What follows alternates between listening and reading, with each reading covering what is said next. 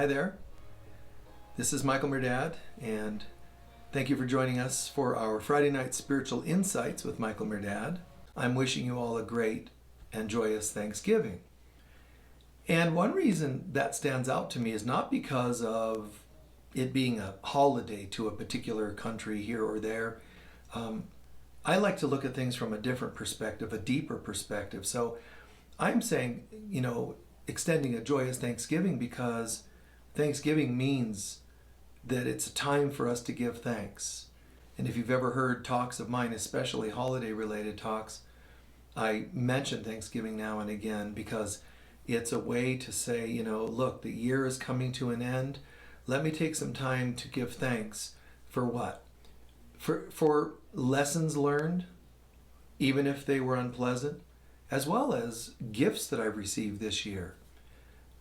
Lessons learned. Even if I went through challenging situations, what did I learn? Whatever it was, give thanks for what I learned.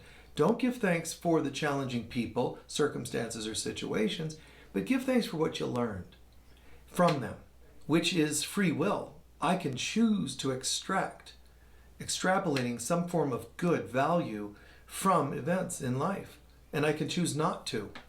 The funny thing is, the way the universe works is it recycles things that have not been wrapped up and given thanks for. Because giving thanks means got it. Done. Got it. Woohoo! It's like, yes. And then the universe can say, oh, well, we just got this memo from the soul of so-and-so, like Michael, and apparently he's done with that particular lesson so he can move forward. Now, if you just say gratuitously thanks, it doesn't register as an authentic lesson learned. It's just words then. So it's wise, and it behooves you all to take time, and even though you'll see this a day after, take time even now during this program or as soon as we're done to say thank you, to give thanks for lessons learned and so forth, as well as for gifts. Definitely give thanks for gifts as well. For example, this is interesting. A person might be watching this show, but had a session this week. And one of my sessions, it was interesting because the person had gone through so many challenges. And it was really a beautiful thing to watch, to bear witness. It was an honor to bear witness to the circumstances because the person was having a session, and without getting into the specifics of everything involved, I'll just say this: they really, really needed the session to start early. And I happened to be available 15 minutes earlier than usual. So they got that, their wish. Even though they didn't ask for it per se, they got it.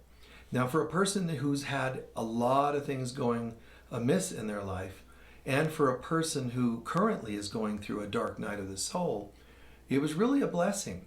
But they just got the gift, but they didn't say thank you. Now, I'm not saying I needed to be thanked.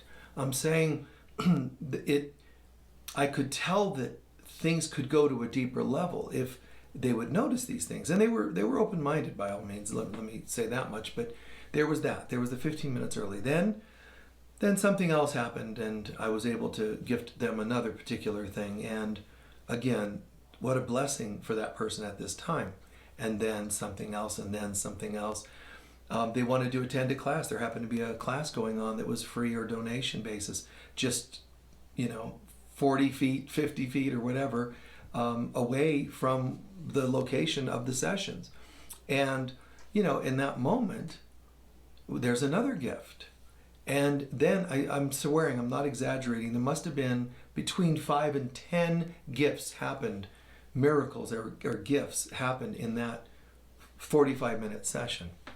Now, what's interesting though is I was really emphasizing, because I started catching on, like, wow, look at, wow, and another, and another. And it was also in context of the session, so I couldn't really miss it, Now, they were noticing these great things, but I didn't hear a deeper level of connecting to the gifts, which is hard to do because of the wounds of their background.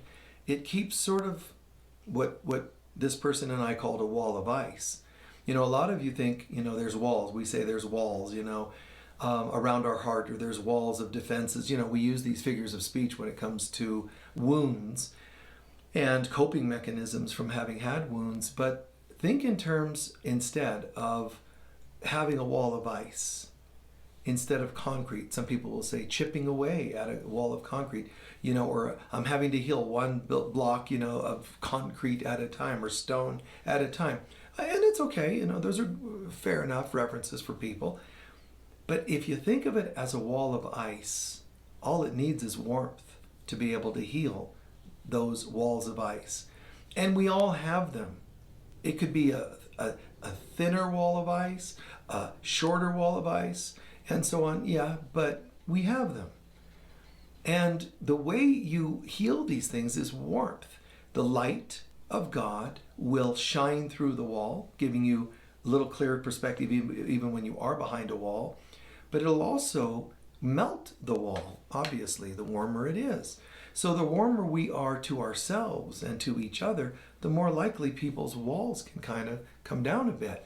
Now, if I perceive my wall to need to be hard because there's so many bad people and bad things in my life, then my mind is creating an actual wall. It could be 10 feet deep, and it could be an infinite number of miles high, to make sure nobody can ever penetrate that wall. You can even, without realizing it, subconsciously in your imagination, you could even make a contract with something, whether you want to call it your ego or whatever. You can even make a contract to say, and if anybody ever is able to get through even one block of my 10-foot block, you know, which must have, let's say, 10 blocks deep, as well as infinitely wide, infinitely tall. If anybody even somehow chisels away one block, my wall automatically sprouts another block to take its place. You know, like some bizarre sci-fi creature of some kind.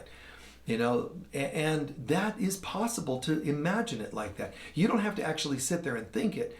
Just wishing you were forever protected would be a way to create a contract with that kind of wall building construction going on in your psyche. Then you wonder why. I've tried, you know, to trust and it just doesn't work. Sometimes it's these old contracts. Where are the contracts coming from? You know, letdowns and hurts. You know, yeah, I let someone in and then they did this and so on. You know, and it's important to take honest looks at those things. I think it's beautiful that we have such tender hearts. I think it's beautiful to be honest and say, you know, yeah, my feelings got hurt once. I trusted some man or woman or whatever, and they let me down. Or my father was such a wonderful man, and then one day, you know, he died and left me, and it let me down, and that hurt me. Or my mother, one minute she was loving me for the first 10 years of my life, and then something happened in her life, and she turned bitter. I don't think we're wrong for having walls to seemingly defend ourselves. To create the walls is a natural defense. But if all of the voices that speak to me can be defined as one of two, God or the ego, light, dark, life, death, these are two different voices speaking to us. Which one of those voices is actually talking me into creating a contract to protect myself? Well, you would think to protect would be God. No, guys, sometimes the ego is kind of saying, look, God, the only way you're going to get through this, my sweet, dear friend, you better build some walls to protect yourself. And we're like, really? Yes, absolutely. Do you want this to happen again? No, I don't. This hurts so tremendously. Well, then, it sounds to me like someone needs to start a construction project. Do I need to get a permit from God? Oh, no. Let's ignore the permits because, you know, that'll always go well. Not. So it talks us into creating a wall, constructing a wall. Now, what it doesn't tell us is if we would ask the right questions. Okay, fine. I'll consider constructing this wall. Let me just check in. How long will the wall protect me? Oh, forever. Really? Okay. What means would it have for protecting me? Who would it protect me from? If you start asking deeper and deeper questions, you start to come to a realization, which is this wall, even if it could protect me forever, protect me from what? Hurt. Okay, but does that mean that I never love again? Then I have to ask myself, is it worth never loving again as long as I'm protected from any potential hurts? And we would start to say that, when I'm in pain, I might agree to that. But then you just keep asking more and more questions. And there's some of the frightening things the ego doesn't want you to understand, us to understand, which is in the very idea that I build this wall, I'm going to find myself alone. So now, watch this. In case I fall in love again, 5 years from now, deeply in love, which doesn't mean I'm guaranteed to be hurt, heartbroken, betrayed. It just might happen. I have the right to fall in love, so that's going to be a potential great. I only might get hurt. It's a maybe. And yet, it's promising me that won't happen 5 years from now, theoretically 5 years from now. Okay, so let's say it can guarantee it, which it can't. But let's say it can guarantee it, because if my wall is thick enough and high enough, there's no one getting in. Okay, but the problem is, the moment I sign that contract, I'm already hurting. I'm already alone. I'm already isolated. I already can't trust anyone. So technically, to prevent hurt that is only a maybe 5 years from now, I'm going to begin hurting now. That is insane. Pure and simple. But nobody walks this it's basically considered like a logical progression. A progression of logic that you ask a question, you ask another, like Buddha would call this rational thought. You're moving through it with rational questions. Let's look at the full picture here. And it doesn't take much, if you're honest, it doesn't take much to go, protection doesn't actually protect me. In fact, it speeds up and intensifies the likelihood of the very harm that I thought I was protecting myself from. Oh, so what are you going to do? Is there a better alternative? In this world, no. There's a chance of getting hurt. But I'm going to love anyway. And it's kind of cool because if you think about it, some people will validate the idea of I'll never love again. And they have absolutely valid reasons to say never again. Because the hurt, the betrayals and so forth are just so intense. But they're not happening today, like right this moment. I mean, 1 in 1,000 chance that something is happening today, because you might be watching this program in the middle of a betrayal. That it can happen. I'm just saying most of the time it's not even happening. It's only something I'm running on from what did happen. But even if and when it is happening right now, believe it or not, the only reason there is a trauma happening now is because of my unhealed traumas before. I know to many people that sounds ludicrous, but it's true that as I heal my wounds from the past, it's basically taking out the roots of my day to day. When you nip things at the roots, this plant called my life and my current relationships will wither and die, meaning the unhealthy ones, this weed that's rooted in unhealthiness. In its place, I can dig up the roots, they're dying, they're gone, get rid of them, plant something new, which means my new level of self-esteem, because I now healed and learned to forgive and heal my wounds of the past. It takes me to a new level. It's quite beautiful if people would think it through more. And even with what I know and understand about life, it's an interesting thing. We just had last week, exactly maybe a week ago by the time you see this, we had an anniversary for my 10 years of being at Unity of Sedona. And, that was just extraordinary in a lot of ways. Now, unfortunately, it was sort of unplanned. I mean, it was planned, but sort of spontaneous too. So we had me, and I just sort of shared, because it was simultaneously, it was the beginning of, celebrating kind of my 60th birthday.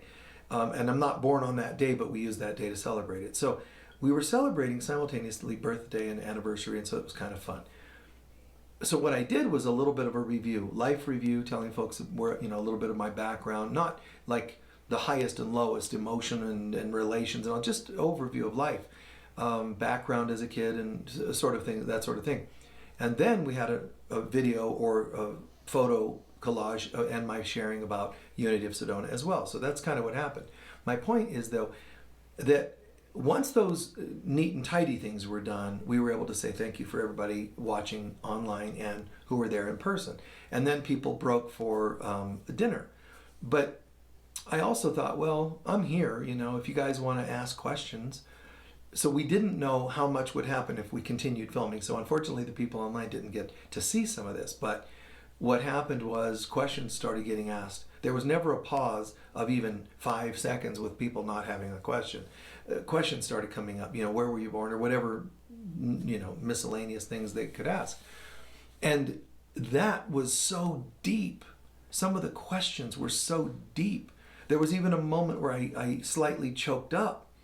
Not tears, but just choked up because of the following: the love in the room, the challenges of life in some moments. That was all kind of colliding at once, and I don't remember exactly what was asked in that moment, but it was very deep, and it's something to be standing in front of 100, 200, whatever people who are there not with a gratuitous, oh, we're here to, clap, clap, clap, Michael, congratulations on being here 10 years.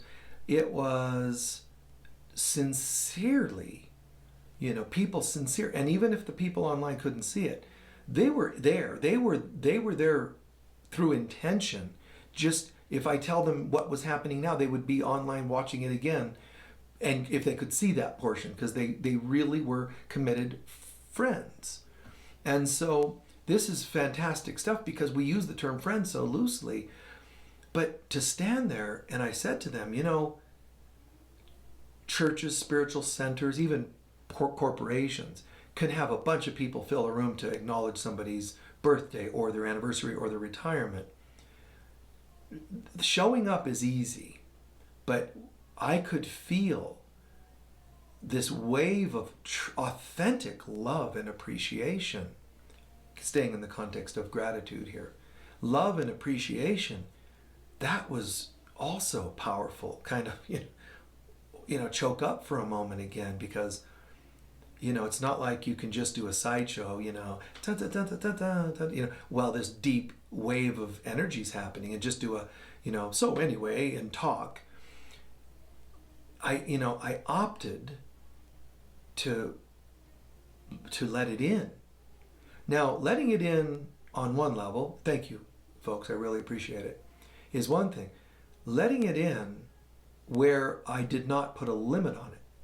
I did not say, well, I can give, a few seconds of letting in, because technically you're giving a talk. You can't pause and just sit there for an hour, breathing in dramatic breaths of all the love. What do you do with it? And I told a couple of attendees, just two friends, I said, you know what happened? It was interesting. I told them, I said, they asked me, everybody in the audience said, Michael, can you do us a favor, just soak in the love for a moment. And I said, thank you. And they kind of applauded, and it was like, and I felt, thank you, great. And that was a normal amount of human, thank you very much. And I really felt it, meant it. But then, all of a sudden, I felt something inside. It's almost like having a shift, a miracle, an epiphany. Something shifted inside and asked, basically, would you like to take that in any further? And it was like, sure. So, what you have to do is let down any major walls, residual walls, any extra pieces that happens in the psyche. We're going to have them in our lives on earth. And so I stopped, and it was, I'm just confiding, openly to such a thing, but I stopped, and my eyes, suddenly I looked at some lights in the back of the room. They were reflections of lights in the back window. And I was getting this download of, do I want to, how much do I want to lend? Saw these lights, and then I just focused on the lights and thought, I could just focus on the lights and make it simple. Focus on the lights and breathe it in. So for a moment, I looked at those lights and I had to make a decision. How much am I going to let this in? Looked at the lights and then just closed for a second and breathed it in. And it was, of course, what does love feel like? It was a wave of love and appreciation. And what happens is like a near-death experience when you have a near-death, an actual death of any even thought systems or belief systems. So I was having sort of a near-death experience in the moment, if that doesn't sound too dramatic for you all, because something was going to pass away. Like, there's something called Jerusalem artichokes. I don't know if you've heard of those, but in the couple of houses I've had over the last 20 years, 15 years, there in the garden I've grown Jerusalem artichokes because it was an Edgar Cayce suggestion, and I think they kind of look like knobby potatoes. They're smaller but like knobby looking potatoes. They have a crunch like a raw potato or a radish, I guess, or like an apple, I guess, but that real crunchy. And I don't know what people would think they taste like, but they grow down in the ground and they send out these things that look like almost sunflowers in a way, these big green stalks. But my point is that whenever they've grown and people want to get them, they ask me if I can give them some, because I grow them and then people ask for them, or I've had them in the garden that people have used my yard for as a garden. And what I have to do is when the stalks are all dead, it's many weeks or months later, I guess, that you have to go digging for them. So the tops are nothing. You have to go digging for them. And even when you've dug them out, if you dig in the dirt later, let's say it's in a big pot, you dig later, you're going to find more. Not the endless layers of an onion that people use as a metaphor of wounds, but you'll find more. It's kind of like, it's a good thing, but it's kind of like that. So as you work on yourself and you develop self-worth and you work on spiritual growth and you do 12-step groups or whatever you do, counseling and all this, every so often you'll still find another one of these things. And it is a good thing to find them. It's fine. It's fine to find them. You don't have to judge yourself or go into the proverbial, oh God, I thought that was gone. So, you find these things. And so in that moment, it was like, okay, there are these lights, and my focus went on those to lock in, sort of to be able to anchor myself, because there's all this emotion from the audience. And I looked at them, made a decision, closed my eyes for a second, and let it all in. And it kind of then goes into a deeper level. When it does, it's almost like it's releasing ghosts, little skeletons in the closet, all within a matter of a couple seconds, because that's what a near-death experience is like. It may seem like it took days, and in fact, it's just minutes. And in this case, something that seemed like minutes only took seconds. So it's all happening, and there's just, wow, such emotion, such gratitude, such awe, such insights. It's all happening at once. There's wow, all these kind of different emotions. And, and it was extraordinary. And along with those thoughts of wow, and this is beautiful, and wow, also though are thoughts of, is this okay? Am I inconveniencing people because it's taken a whole 3 seconds? Those thoughts as well. You can have thoughts like, I'm letting it in, but is it real? Do they really care? I bet they wouldn't care for more than a day. Or, you'll get those thoughts. That is normal. And in fact, it's almost good. It's constructive. As long as you can see it objectively. Objective doesn't mean you don't have tears. Objective means you don't believe it. When you hear, but do they really like me? Let's say you heard that.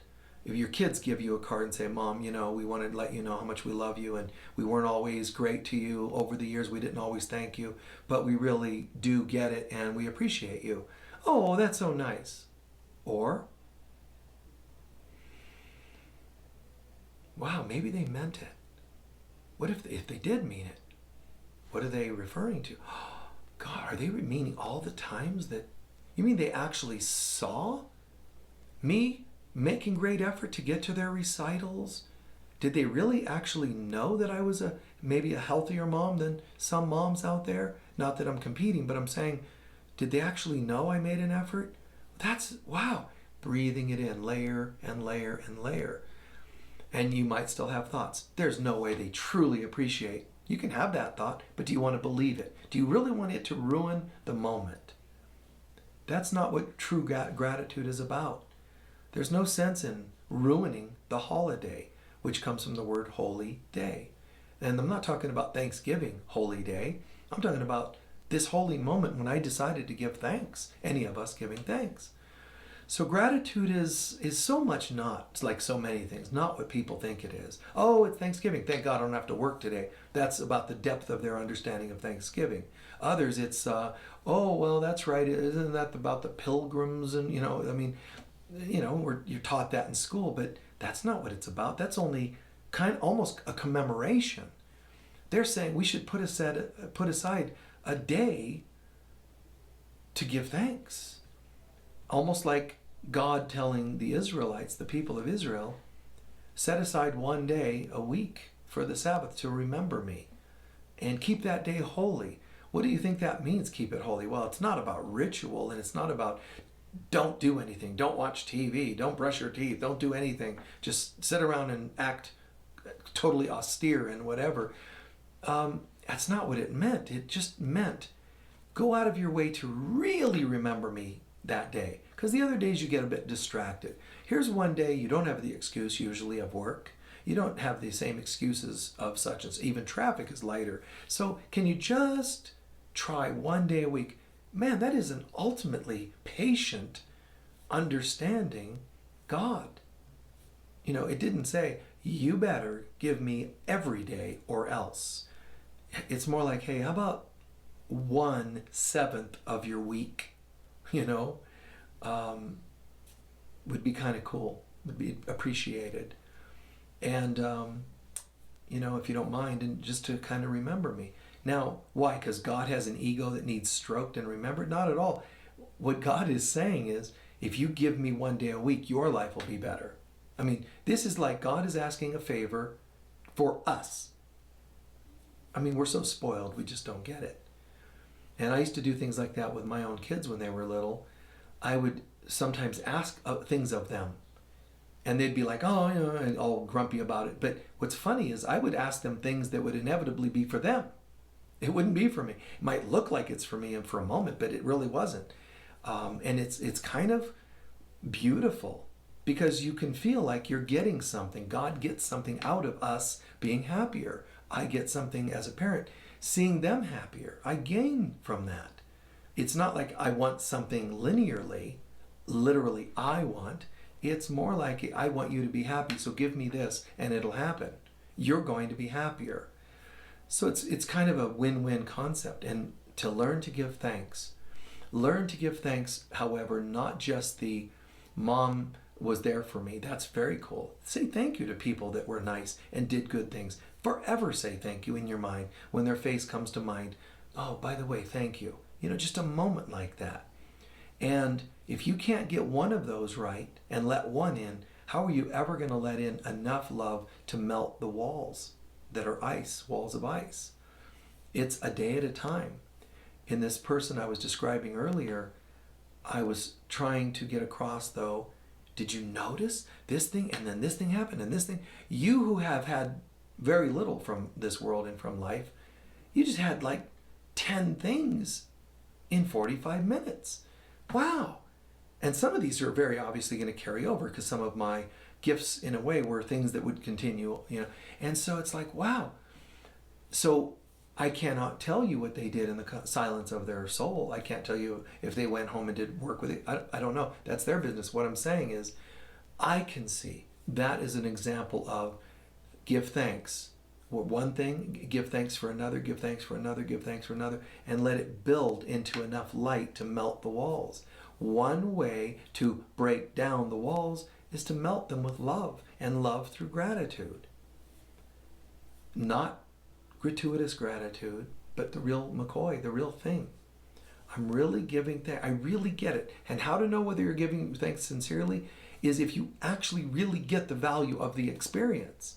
I really get the value of you folks saying, Michael, do you know how much we love and appreciate you? This isn't like a braggart thing. This is their soul saying. And I'm like, wow. Because even that can seem like an ego thing, that says, oh, look how much they love me. So you're going to hesitate to soak it in just because your ego made you think it's an egotistic thing to do. But it's lying. Yes, it's egotistic if you make it into that. Oh, aren't I wonderful? You guys are right. I'm the best of whatever, best man you've ever met, best person, your best teacher. Of course.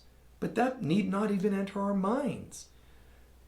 Instead, let this not be about me and what I think they think of me, or what I think of me. Let this just be about their love, their gratitude. And you folks watching, some of you are watching for the first time, so this may or may not make sense, this next statement I'm making, but for any of you that have ever let me trust you or you trusted me, thank you. I mean, thank you. From the bottom of my heart, thank you. Those of you who trust me, because, spiritual leaders and spiritual teachers sometimes have let people down, and thank you. Thank you once again. Thank you for trusting that part. If there's a part of you that thinks, but he's still a male, or he's still a person, he's still a this, or he still has dark hair, and my abusive father had dark hair, and you can make all these associations, or all teachers are alike, or that's not God speaking.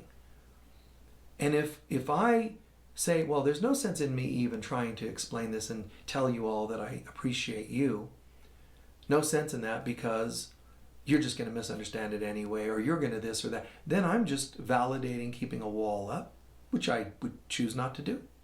And it would validate you keeping your walls up, which I choose not to do. And I encourage you not to do such. Instead, just to be able to say, you don't have to say Michael's perfect. Let's try this. I don't have to say you're perfect. You viewers are always in agreement with what I say. No. Let's just try this. Can we at least admit, again, for most of you who watch, if you're brand new to this part might not apply to you, or it might. But apply this to me and to you and to everyone else in your life. If you want to say, well, I'm not ready to give thanks to this person, or I'm ready to give thanks, try this on for size. What if you just sit with the idea of, do you appreciate me? Do I appreciate you? Do you appreciate somebody? Well, yeah, but they did say this one thing, or he wrote a book I didn't like, or my dad was great, but he did do this one thing. Okay, fine. Let's give permission for all of us to also have something we don't agree with. I can't even call it a flaw, because if you have a flaw, who am I to call it a flaw? It's only a flaw in my opinion. It's something, what it means is it's something I don't agree with.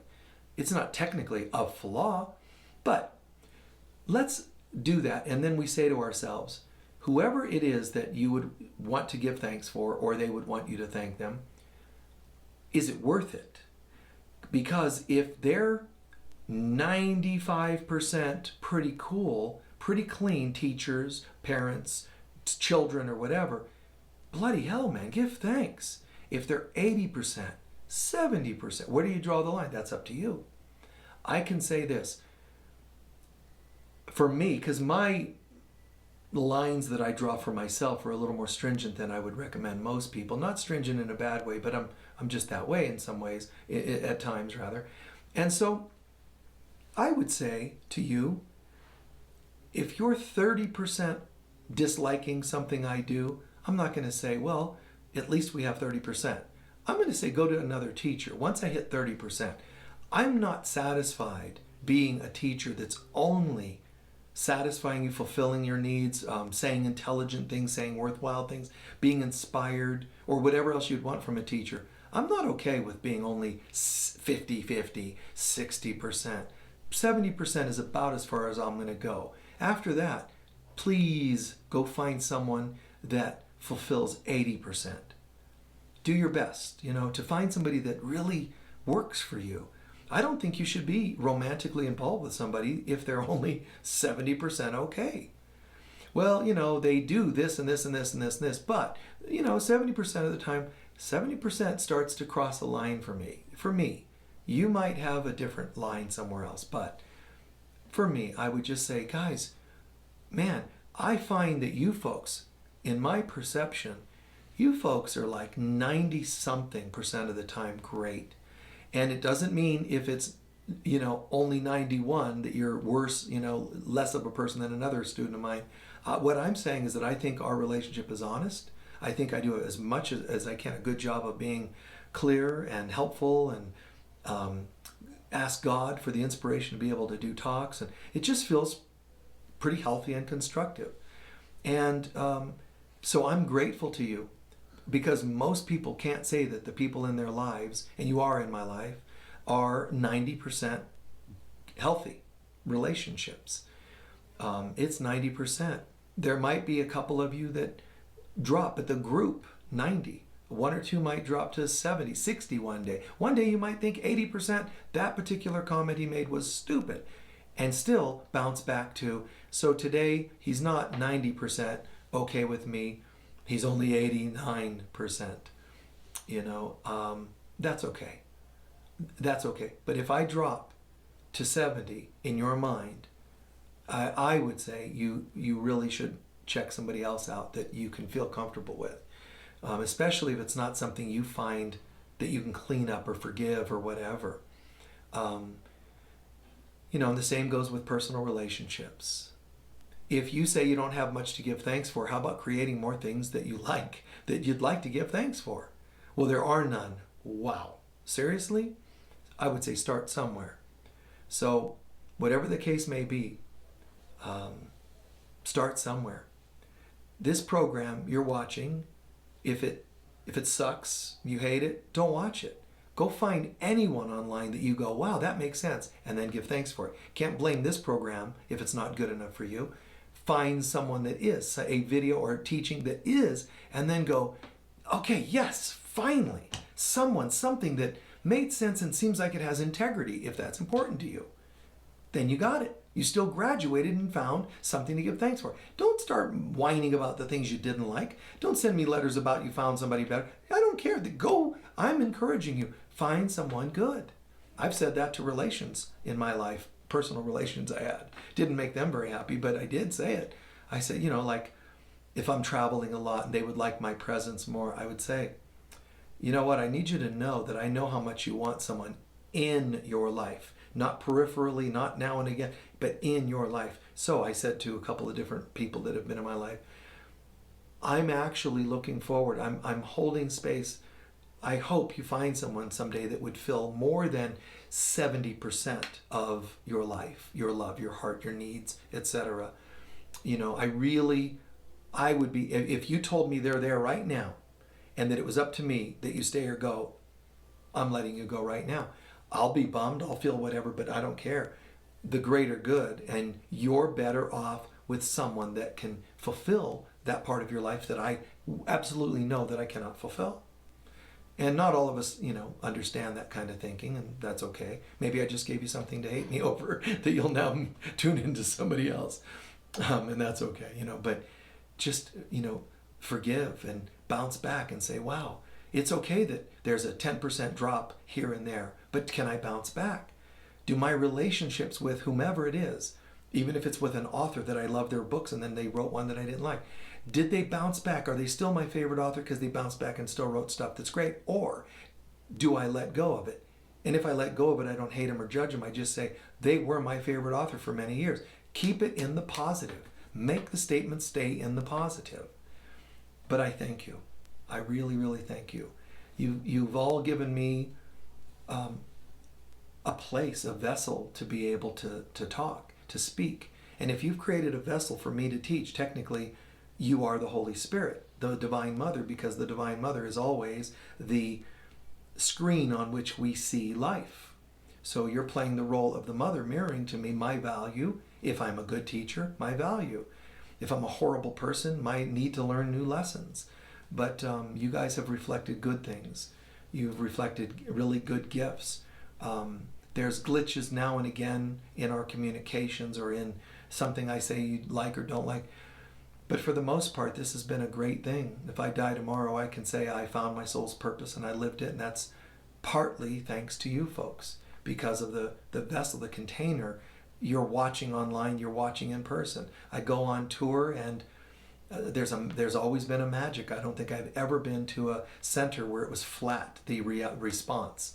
You know, I had one in Northern California that was insisting that I stop mentioning God, and I don't go there anymore. I don't go anywhere anymore tour-wise, but I stopped going there. It was probably the first in the beginnings of my ceasing to tour. It was the first place I scratched off the list. The last place I want to go is someplace that doesn't want to hear about God. And so, because that was their belief system, is like, you know, we don't do God, that's old-fashioned. So, you know, that's their trip, and they have to live with that dense lower consciousness that they're in. But I have to keep going, and I have to keep rising. And you folks are apparently as weird as I am, that you like, no, we don't settle. Well, let's go for it. Let's go for it. Let's go for it. You know, and I believe that I could have any dream just about, and you guys would support it in whatever way you could. The dream of a retreat, Edenshire, that we'll one day put together in this plane or another, this dimension or another. It could be a dream of writing a book. It could be a dream of doing a workshop. You guys have been 90-something% of the time supportive. And I think it's fantastic. I don't need you to be 100% in agreement, not at all. In fact, somebody could say, I have a differing thought, and you differ 1%, 10%, whatever.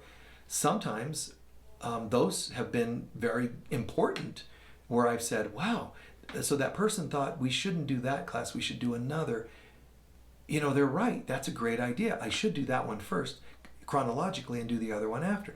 I love that. I'm open to collaboration, as long as the collaboration doesn't conflict with inspiration. If I have an inspiration to do something, I'm most of the time going to do it. And you guys have been so supportive in that. I wish every person felt what I feel from you. I wish every child felt this from every parent. I wish every parent felt it from every child. And I wish every person that starts a business or follows a dream to write poetry or make a movie had the response that I have felt from you folks, internally, emotionally. It's a wave of, it's a vibration and a wave of love. So mine is there for you. I see it, and I give thanks for it. Those of you who have been part of my team members too, you know, I mean, all that is taking the other at times 100, because of the work that it takes for you to even bring this into manifestation. Not just enjoying the watching of it, but really making it so. So my deepest appreciation to anyone in any time, in any dimension, that's ever trusted me, whether we were on the battlefield in another lifetime or in the boudoir, you know, sharing love and partnership. Wherever we were, anybody that's ever trusted me, I give thanks to you. And anybody that's ever demonstrated a safe place for me to trust you, you know, God bless you. And more is to come in our own different ways. Own it for yourself. When you give thanks to someone, you're not making the deifying them. You're not trying to make them into an idol. In a sense, when I'm thanking you, it also reflects my own goodness. I'm not doing it to reflect my goodness, but I'm acknowledging and recognizing.